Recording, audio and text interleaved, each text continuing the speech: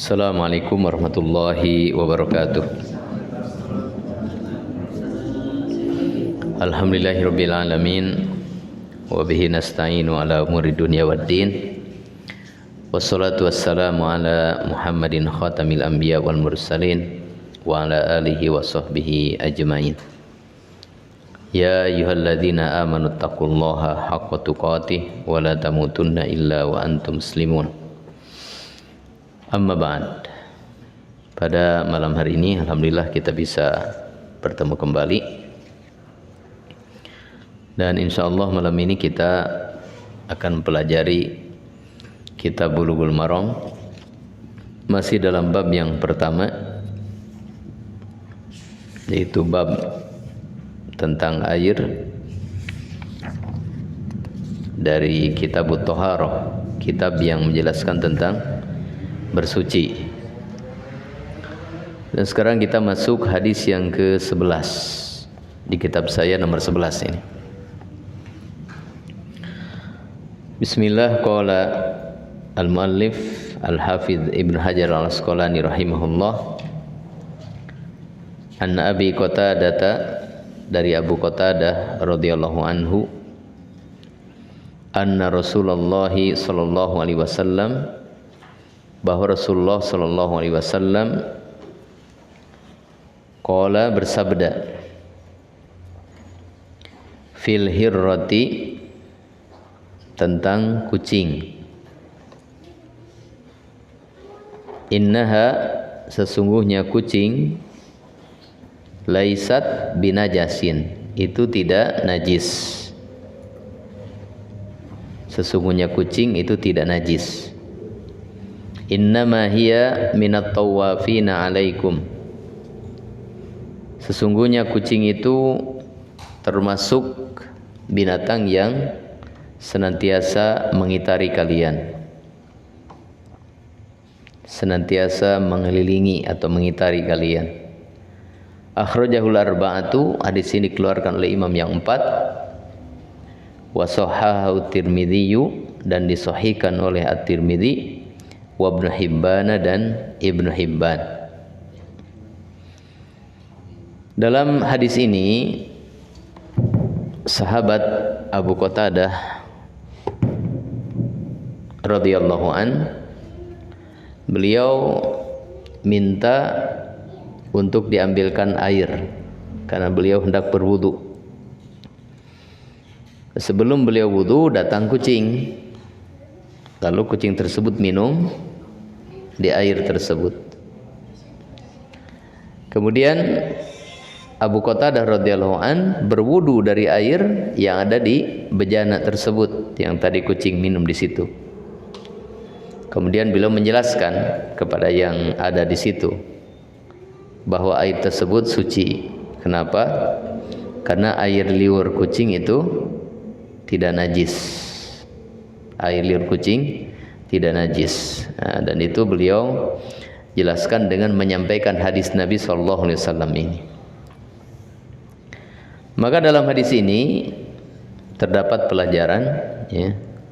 Yang pertama, bahwa kucing itu tidak najis. Bahwa kucing tidak najis. Sehingga air liurnya, keringatnya, kulitnya, itu tidak najis. Adapun kalau kencingnya, kotorannya, yaitu najis. Kenapa? Karena kucing termasuk binatang yang haram dimakan. Maka kotorannya, kencingnya itu najis.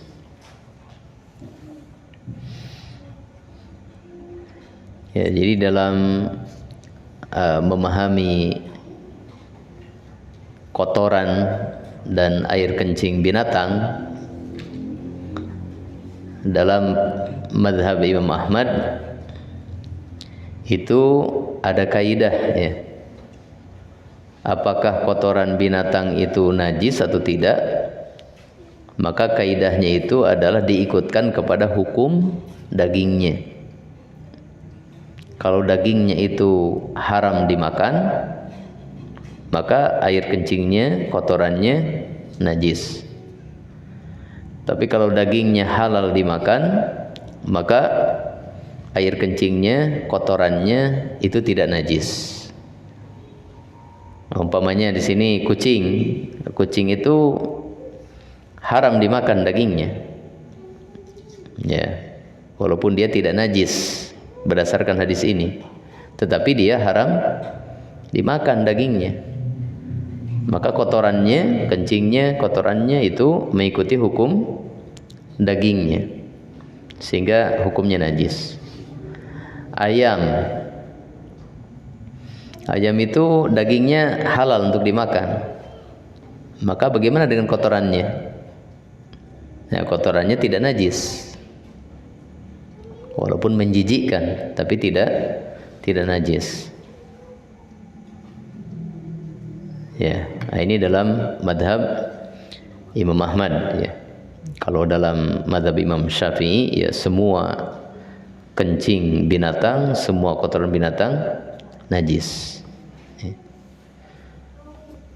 Ini pelajaran pertama, bahwa kucing tidak najis.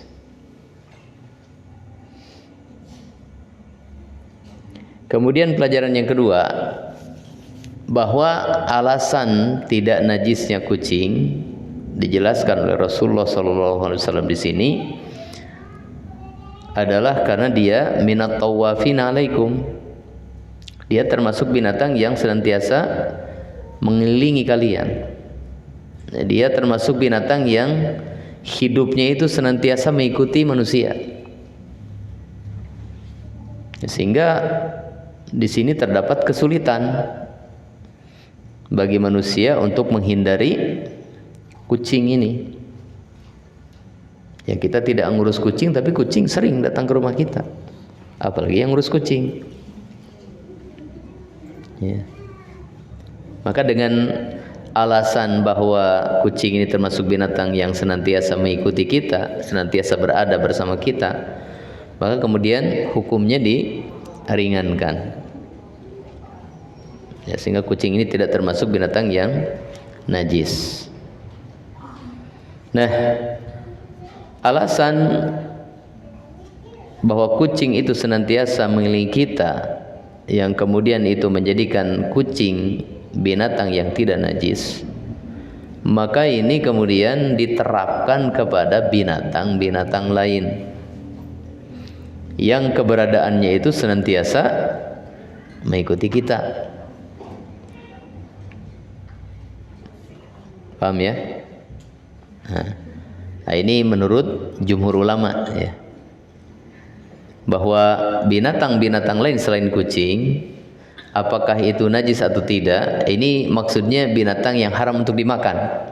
Kita tidak berbicara binatang yang halal dimakan. Kalau itu keberadaannya justru memang kita hadirkan bersama kita. Ini binatang yang memang haram dimakan, tapi keberadaannya senantiasa mengikuti kita. Maka alasan yang disampaikan oleh Nabi di sini bahwa dia senantiasa berada bersama kita, ini kemudian diterapkan kepada binatang lain selain kucing. Karena kesulitannya sama, ya, bahwa kita sulit menghindarinya. Coba yang lain apa selain kucing? Bukan binatang yang halal dimakan, yang haram dimakan ini. Tikus, cicak. Nah, itu kan susah. Walaupun kita membasmi tikus, mengusir tikus, tapi ada aja, ya, tikus masuk ke rumah kita.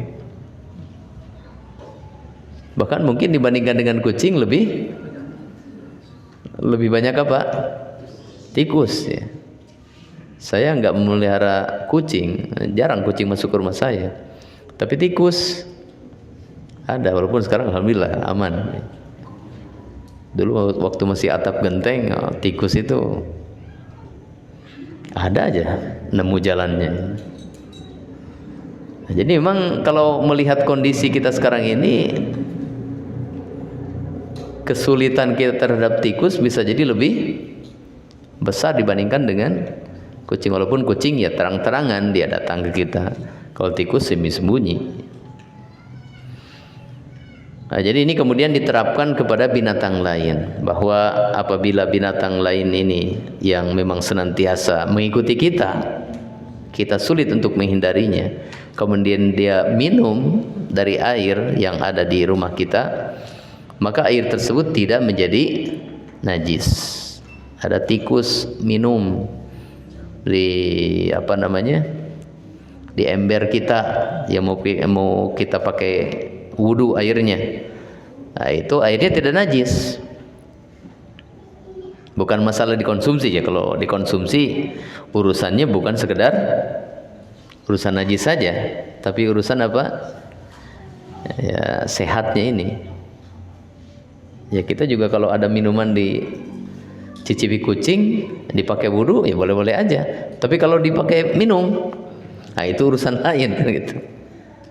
Karena kalau konsumsi urusannya bukan hanya sekedar halal ya, tetapi thayyib juga gitu. Dia layak untuk dikonsumsi. Nah, sebagian ulama ada yang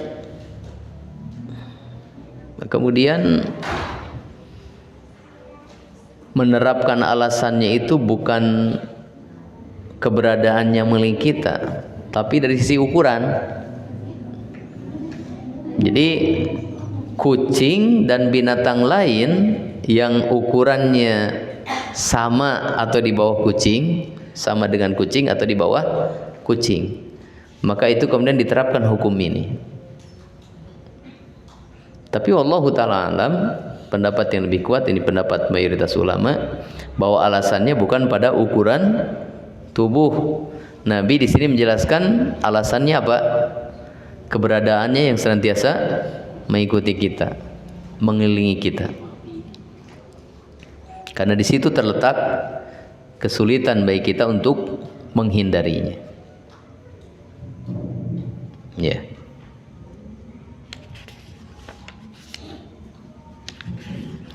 Nah, tersisa kemudian pelajaran yang ketiga ini. Bagaimana dengan binatang yang haram dimakan dan dia tidak senantiasa apa? Mengelilingi kita. Paham ya? Contohnya apa? Harimau, ya. Singa. Itu kan haram dimakan. Dan mereka tidak mengelilingi kita. Ya. Mereka di hutan, kita di sini. Maka ya wallahu ta'ala alam, bahwa binatang-binatang yang haram untuk dimakan, air liurnya itu adalah najis. Air liurnya adalah najis, ya. Ketika binatang tersebut tidak mengelilingi kita, tidak senantiasa mengikuti kita. Mana dalilnya? Dalilnya hadis Ibnu Umar yang sudah kita bahas sebelum ini, tentang pertanyaan kepada Nabi SAW, bagaimana dengan air yang berada di tanah-tanah yang itu bukan tempat tinggal manusia, seperti di hutan atau di lembah, ya, di mana air-air tersebut didatangi oleh binatang buas yang kemudian minum di situ. Maka apakah air tersebut menjadi najis? Maka Nabi SAW menjawab, di mana jawabannya tidak mengarah kepada tidak najisnya air liur binatang tersebut, tapi mengarah kepada pengaruhnya kepada air. Jadi Nabi menjelaskan, idza balagul ma'u kullataini lam yahmil khabatan.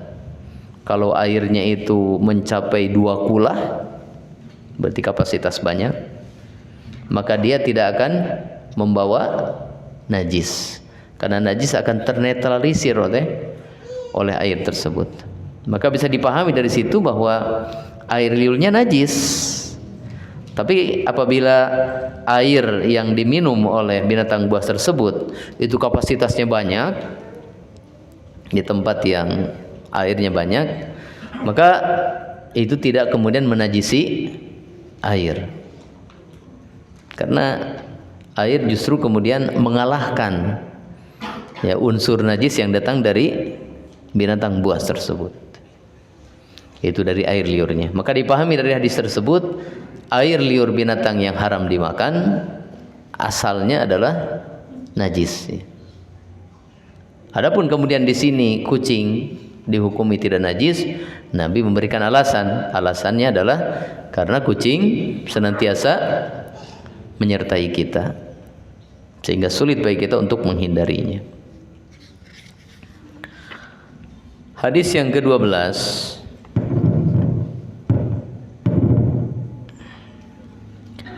An Anas bin Malik radhiyallahu anhu, dari Anas bin Malik radhiyallahu anhu, qala berkata, Jaa A'rabiyun, datang seorang Arab Badui. Arab Badui itu Arab yang nomaden, yang pindah-pindah tempatnya, tidak punya kampung halaman. Musim ini di gunung ini, musim berikutnya di gunung lain. Musim sekarang di lembah ini, musim berikutnya di lembah lain. Jadi mereka bukan orang-orang terpelajar, bukan orang-orang yang mengenali kehidupan kemajuan modern, ya. Sehingga jadi antara sifatnya mereka memiliki watak yang keras, seperti yang akan didapatkan dalam kisah ini. Datang seorang Arab Badui, fabala fi thaifatil masjid.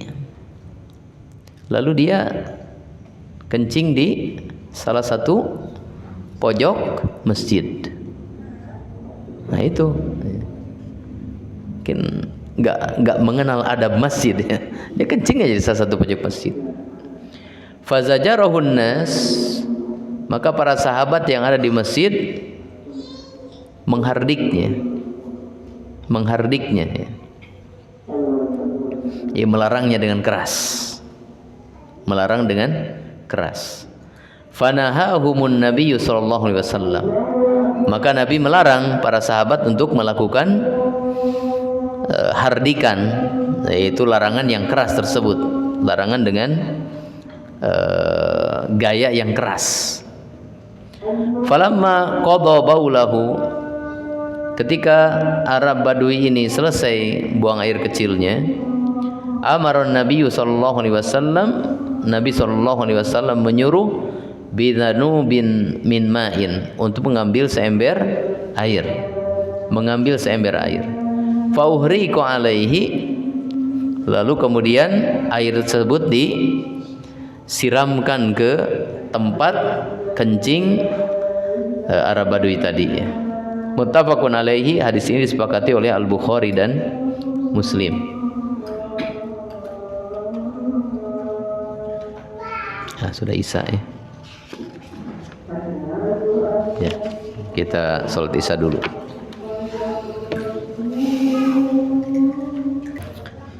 Bismillah, alhamdulillah, wassalatu wassalamu ala Muhammadir Rasulillah wa ala alihi wa sahbihi wa man tabi'ahu wa mawalahu ba'd. Hadis yang ke-12, hadis Anas bin Malik radhiyallahu an, di mana di sini menceritakan ada seorang Arab Badui yang masuk ke masjid, lalu dia buang air kecil di salah satu pojok masjid. Kemudian para sahabat menghardiknya, yaitu melarangnya dengan keras. Tapi kemudian Rasulullah SAW melarang para sahabat dari sikap keras tersebut, sampai si Arab Badui tadi selesai buang air kecilnya. Setelah selesai buang air kecil, lalu Nabi SAW menyuruh untuk diambilkan seember air. Kemudian air tersebut disiramkan ke tempat kencing tadi. Pelajaran dari hadis ini, yang pertama, kewajiban menjaga kesucian masjid. kewajiban menjaga kesucian masjid dan kehormatan masjid. Jadi masjid itu bukan tempat yang sembarangan, bukan tempat biasa. Masjid itu adalah tempat yang paling utama, sehingga masjid itu diberi nama Baitullah, rumah Allah.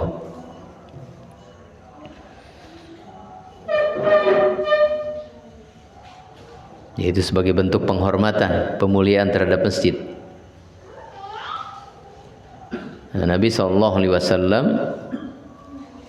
kemudian mengajarkan kepada Arab Badui ini di akhir hadis, ya. Nabi SAW kemudian menjelaskan kepadanya, inna hadhil masajida la yasluhu fiha syai'un min akdarin nas. Sesungguhnya masjid ini tidak boleh ada najis manusia dibuang di sana. Innama hiya lis-sholati wa dzikrillahi wa tilawatil Qur'an. Sungguhnya masjid itu adalah untuk salat, untuk berzikir kepada Allah dan untuk membaca Al-Qur'an. Nah, ini yang pertama, ya. Kewajiban menjaga kesucian dan kehormatan masjid. Kemudian yang kedua, hadis ini menunjukkan tentang najisnya air kencing manusia. Hadis ini menunjukkan tentang najisnya air kencing manusia. Karena setelah selesai orang Arab Badui tersebut buang air kecil, kemudian Nabi SAW menjelaskan kepada dia bahwa tidak boleh membuang najis di masjid.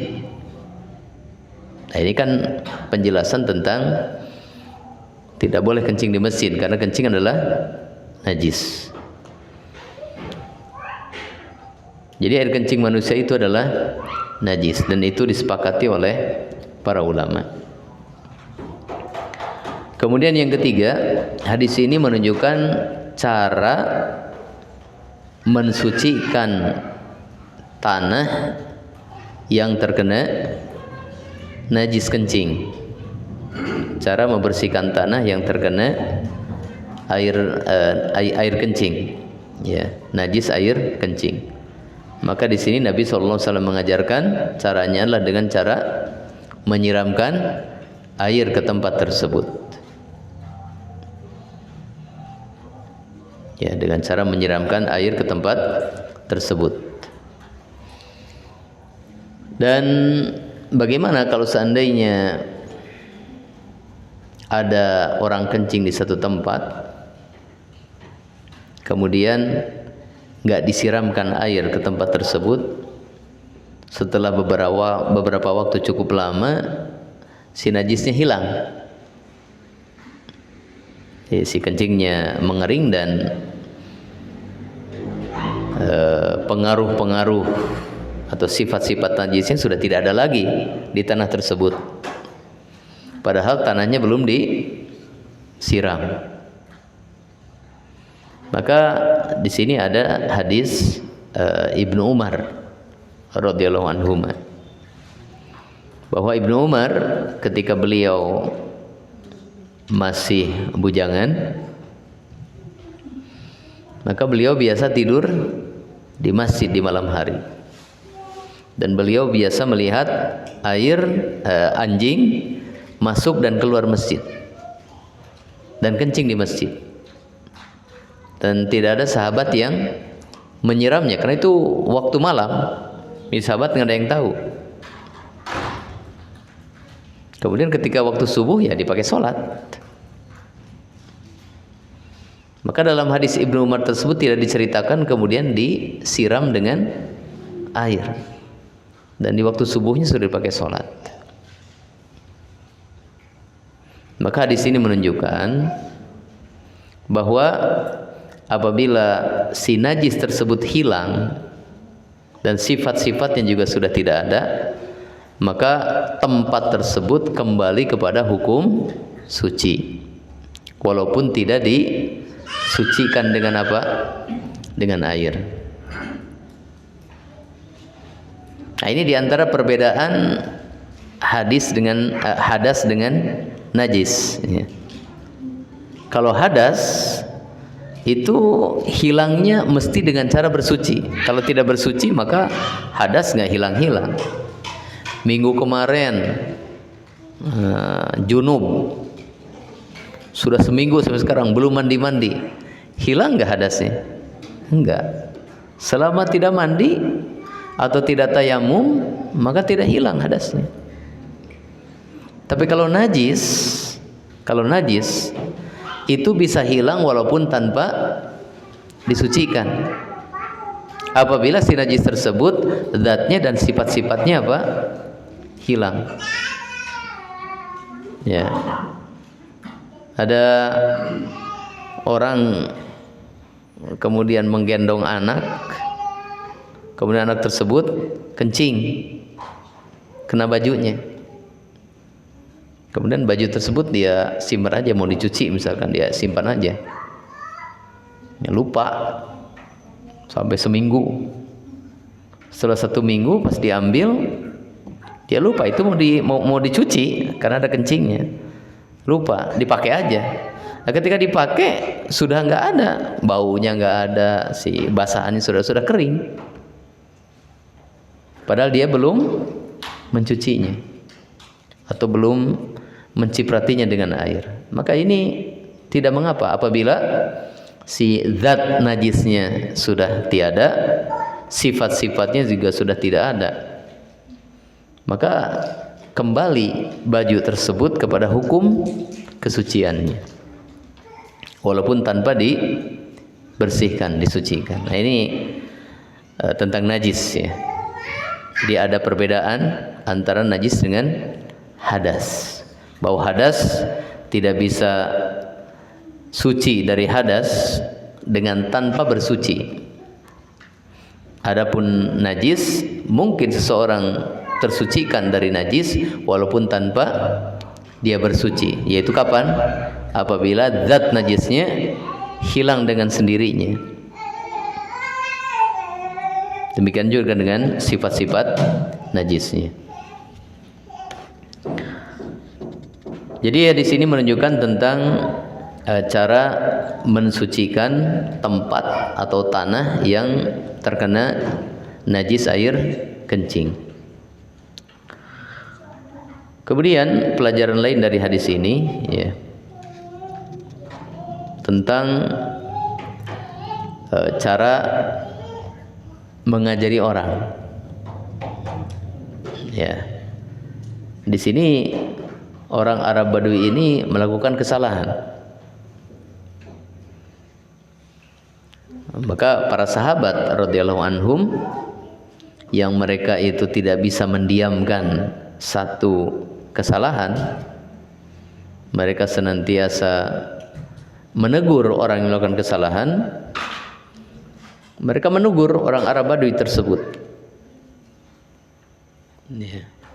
dan menegur dengan keras. Nah, Nabi SAW tidak menyalahkan tegurannya. Karena itu benar, orang berbuat salah ya ditegur, jangan dibiarkan. Cuma yang ditegur oleh Nabi SAW adalah dengan cara keras ini. Dan yang ditegur oleh Nabi SAW adalah mengganggu orang yang sedang buang air kecil tersebut. Sebab kalau dilarang kemudian dia pindah, maka nanti si air kencingnya akan apa? Berceceran. Beda dengan kalau terfokus satu tempat, maka ya najisnya situ aja. Tapi kalau dilarang di situ kemudian dia pindah, maka akan berceceran najisnya. Atau dilarang kemudian dia berhenti, menghentikan air kencing yang sedang keluar, maka itu akan menimbulkan apa? Bahaya. Bahaya bagi orang Arab Badui tersebut. Kemudian juga menghadapi orang Arab Badui tidak dengan cara begitu. Ya, orang Arab Badui kalau dikerasin ya dia keras. Maka itu yang dilarang oleh Nabi SAW, bukan masalah tegurannya, tapi caranya yang keras, kemudian menghentikan dia dari aktivitas buang air kecil, dan itu membahayakan, bahkan bisa mengakibatkan air kencingnya itu tercecer kemana-mana. Maka di sini Nabi SAW mengajarkan cara menegur orang dan mengajari orang dengan latar belakang dan watak yang berbeda. Nabi membiarkan Arab Badui tersebut sampai selesai kencingnya. Kemudian setelah itu Nabi memberitahukan kepada dia bahwa ini masjid, nggak boleh kencing di sini. Karena masjid tempat sholat, tempat berzikir, tempat membaca Al-Quran. Sampai akhirnya dia ngerti. Jadi Nabi menghadapi orang yang wataknya keras itu dengan kelembutan. Maka di sini apa hasilnya? Hasilnya orang Arab Badui tersebut menjadi mengerti bahwa perbuatannya tadi apa? Salah. Dan dia menerima apa yang disampaikan oleh Nabi SAW. Sampai akhirnya dikisahkan orang Arab Badui tersebut berdoa kepada Allah Ta'ala apa? Allahumma la tarham ahadan. Allahumma apa? Allahumma arhamni warham Muhammadan wala tarham ma'ana ahadan. Allahumma arhamni warham Muhammadan, ya Allah sayangi aku, rahmati aku dan rahmati Muhammad. Wala tarham ma'ana ahadan, dan jangan kau rahmati yang lainnya. Sampai segitunya. Jadi dia sangat menerima apa yang disampaikan oleh Nabi SAW ketika Nabi menyampaikannya dengan lembut. Nah, Nabi mengerti ini orang wataknya kasar, dan orang ini nggak ngerti karena dia bukan orang yang terpelajar. Jadi dia nggak ngerti. Maka dengan diberikan pengertian dengan cara yang lembut, dia menerima apa yang disampaikan oleh Nabi SAW. Bahkan dia memuji Nabi SAW sampai mendoakan agar Allah merahmati dia dan merahmati Nabi dan jangan merahmati yang lainnya. Nah, ini diantara pengajaran Nabi kepada kita semuanya, bagaimana bentuk-bentuk mengajari orang, bentuk-bentuk menegur orang. Tapi tidak selamanya memang begini, tidak. Nabi SAW ya terkadang beliau juga mengajari orang, menegur orang dengan keras, sesuai dengan tuntutan keadaan, sesuai dengan kebutuhan terhadap orang tersebut. Ketika cucu Nabi SAW, entah Hasan atau Husain, itu memungut sebiji apa? Kurma, kemudian mengulumnya, maka Nabi dengan keras melarangnya, kemudian memasukkan apa? Jarinya ke mulut cucunya ini, dikeluarkan dengan paksa. Kenapa? Karena Nabi mengkhawatirkan ini kurma zakat. Sementara zakat itu hukumnya haram bagi Nabi SAW dan keluarganya. Ya, ini hadis yang ke-12 ya.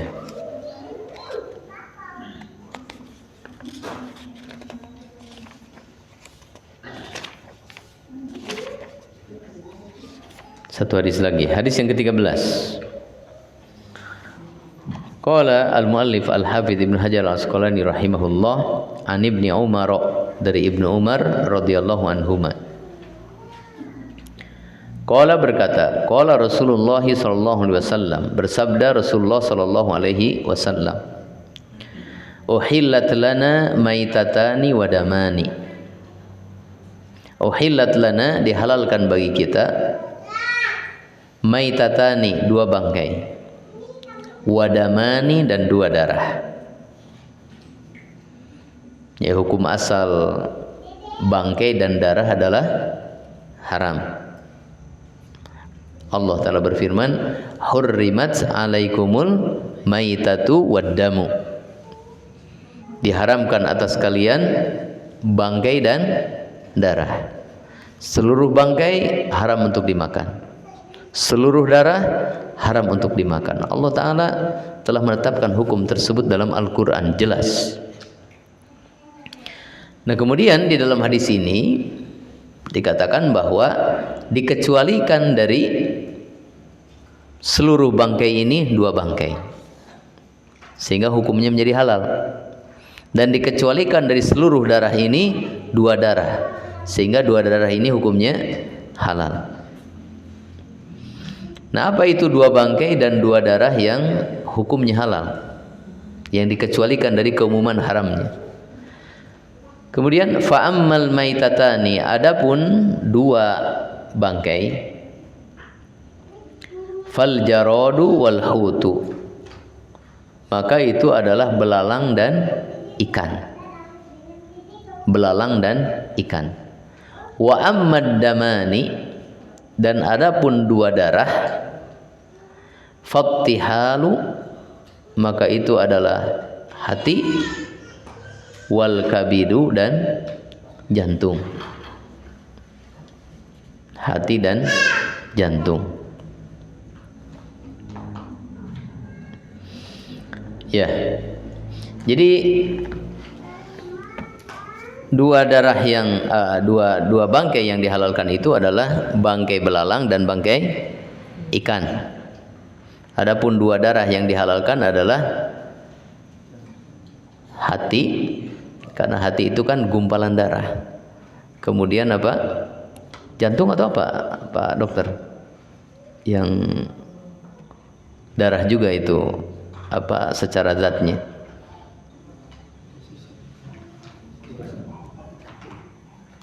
Hati itu kan darah ya. Hati. Nah, tapi dia darah yang menggumpal di dalam tubuh. Itu satu lagi apa ini? Jantung atau apa namanya? Limpa. Walau alam posisinya di mana? Cuma yang secara zatnya dia itu darah memang. Cuma dia kemudian menjadi menggempal atau apa namanya itu? Limpa ya. Kalau jantung? Kalau jantung jenisnya daging. Oh, ya berarti limpa kalau begitu ya. Nah, limpa. Saya nggak begitu mengenal nama-nama organ tubuh. Jadi yang secara zatnya berasal dari darah, hati dengan limpa ya. Ya berarti fattihalu, maka itu adalah limpa, wal kabidu, hati. Limpa dan hati. Ya, jadi bukan jantung. Kalau jantung daging ya. Akhrajahu Ahmadu, hadis ini dikeluarkan oleh Imam Ahmad, wa Ibnu Majah dan Ibnu Majah, wa fi dha'fun, tetapi hadis ini ada kelemahannya. Ya, tentang kelemahan hadis ini, bahwa hadis ini salah seorang rawinya itu perawi yang lemah ya.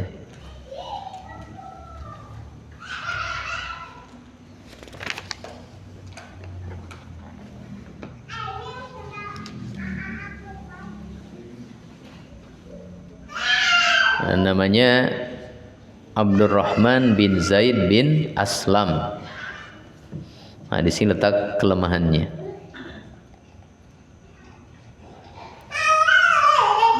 Ya, beliau adalah seorang perawi yang lemah. Tetapi walaupun hadis ini lemah secara sanad, tetapi secara isi sepakat para ulama mengambil hadis ini. Sepakat para ulama apa? Mengambil hadis ini, ya. Mengamalkan hadis ini. Sehingga dengan demikian apa yang disebutkan dalam hadis ini kemudian disepakati. Pelajaran dari hadis ini yang pertama, bahwa hukum asal bangkai dan darah adalah najis. Hukum asal bangkai dan darah adalah haram dan najis. Haram untuk dimakan. Dan itu adalah najis.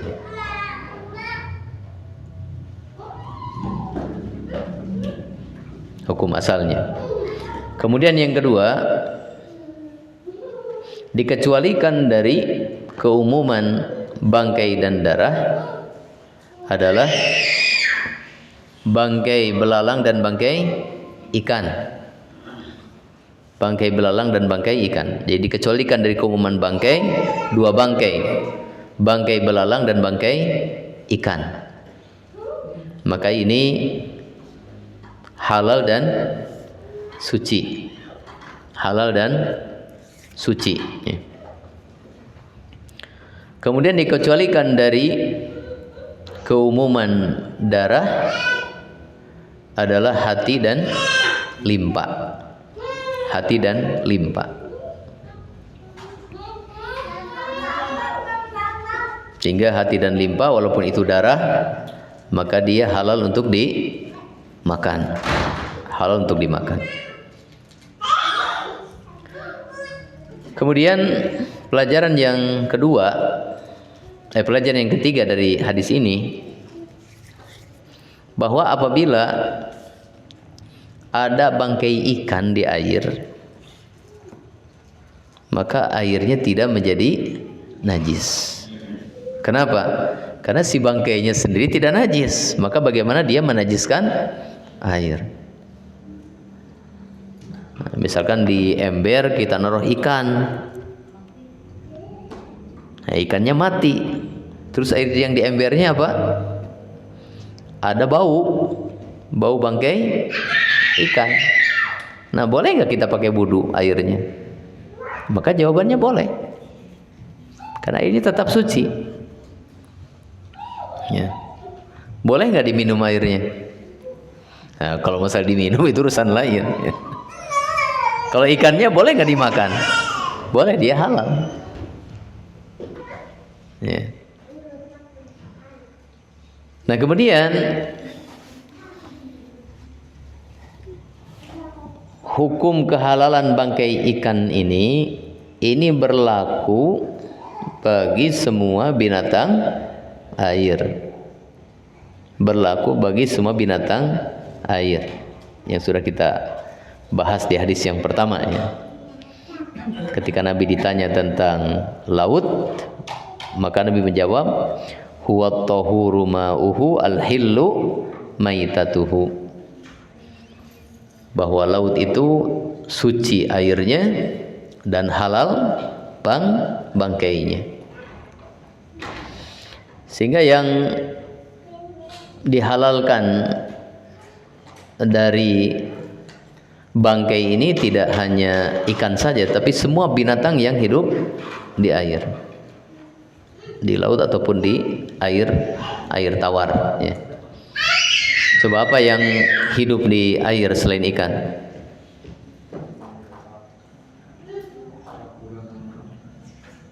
Dia hidupnya di air aja gitu. Bukan air dan darat.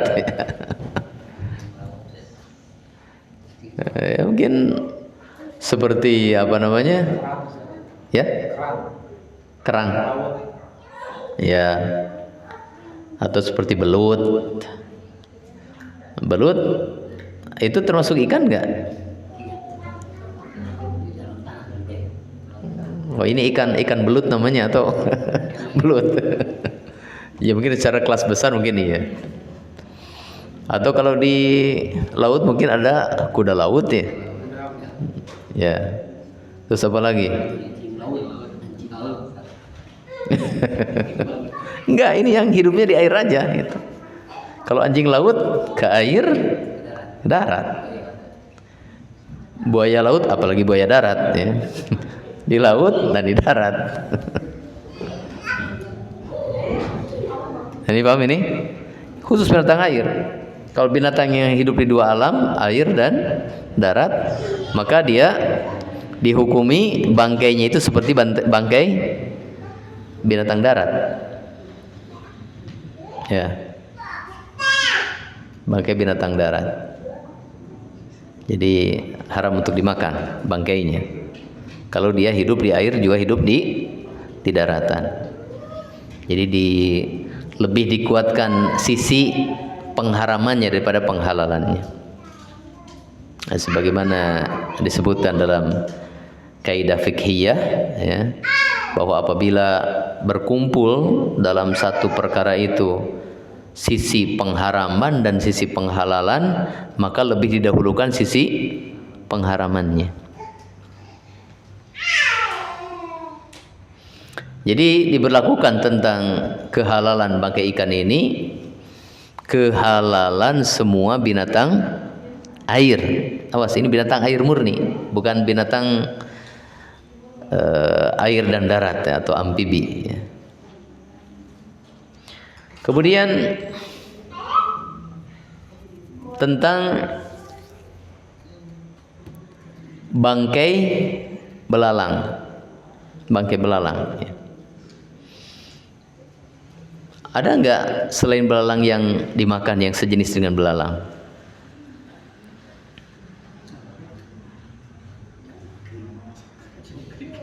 Yang dimakan oleh manusia?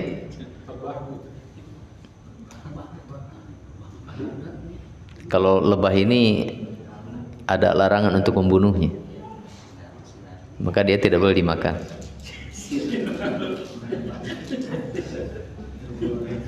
Enggak, dari kalau belalang ini masuknya apa?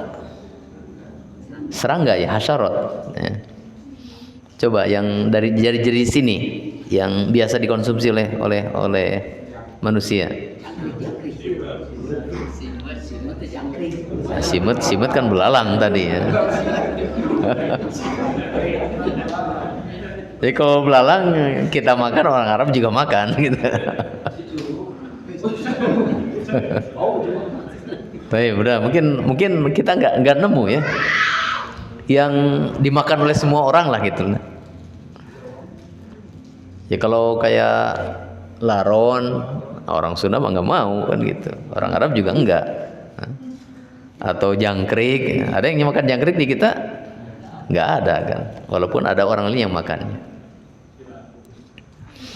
Tapi dari sisi kehalalannya. Sekarang dari sisi kesuciannya. Maka di sini, ya, diberlakukan. Kalau halal berarti dia suci. Ya, jadi bangkai belalang itu ketika dihalalkan berarti bangkainya apa? Suci. Sebab kalau bangkainya najis, ya berarti dia haram untuk dimakan. Karena kita wa yuharrimu alaihimul khaba'is, Allah mengharamkan atas mereka apa? Perkara-perkara yang najis. Nah, sekarang kita tinggalkan masalah kehalalan untuk dimakannya. Kita bicarakan sekarang sisi yang kedua, apa? Kesuciannya. Karena kan bab tentang kesuciannya, bukan bab tentang makanan ini. Nah, tentang kesuciannya. Bahwa bangkai belalang itu suci, tidak najis. Maka, ya, kemudian sebagian ulama ini tidak disepakati memberlakukan kesucian bangkai belalang ini diberlakukan kepada bangkai binatang-binatang serangga, karena dia termasuk hasyarat, ya, termasuk serangga. Itu termasuk binatang yang tidak memiliki darah mengalir. Darah mengalir itu nama lain apa, Pak Dokter? Darah merah itu bukan? Ya, jadi belalang ini termasuk binatang yang tidak memiliki darah mengalir. Maka binatang-binatang yang tidak memiliki darah yang mengalir, bangkainya itu suci. Tapi bukan berarti halal untuk dimakan. Karena kalau hasyarat ini kebanyakannya haram untuk dimakan karena menjijikan.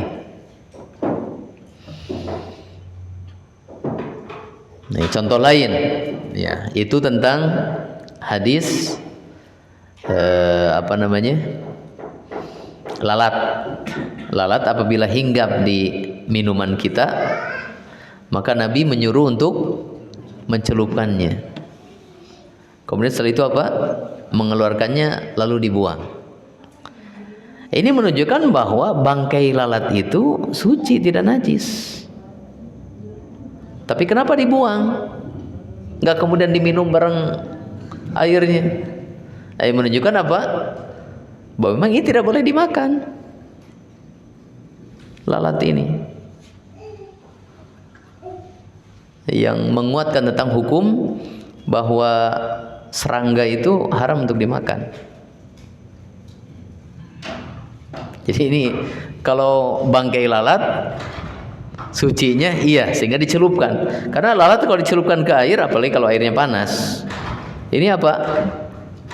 Akan mematikannya, sehingga dia akan mati, akan menjadi bangkai di dalam air tersebut.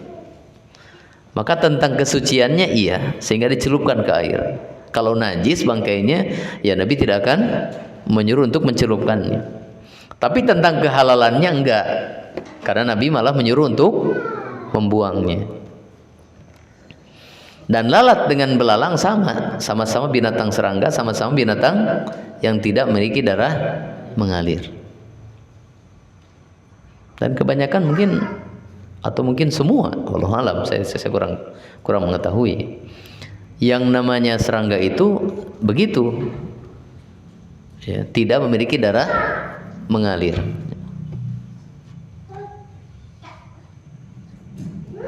Sehingga para ulama kemudian, sebagian ulama kemudian mengatakan bahwa binatang bangkai yang tidak memiliki darah mengalir itu tidak najis.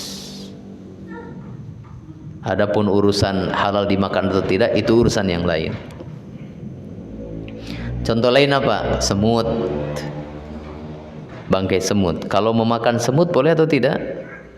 Tidak boleh ya, karena kita dilarang untuk membunuh semut.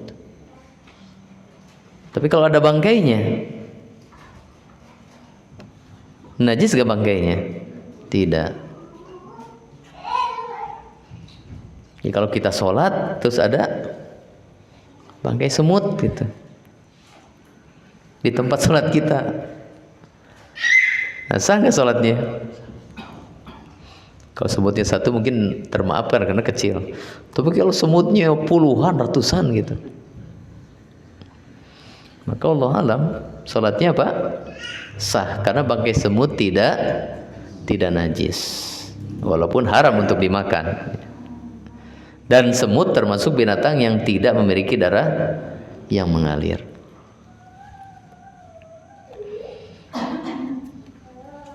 Ya. Wallahu taala a'lam. Ya, sampai sini dulu. Subhanakallahumma bihamdika asyhadu an la ilaha illa anta astaghfiruka wa atubu ilaik. Wassallallahu wasallam ala nabiyina Muhammadin wa ala alihi washabbihi ajmain. Assalamualaikum warahmatullahi wabarakatuh.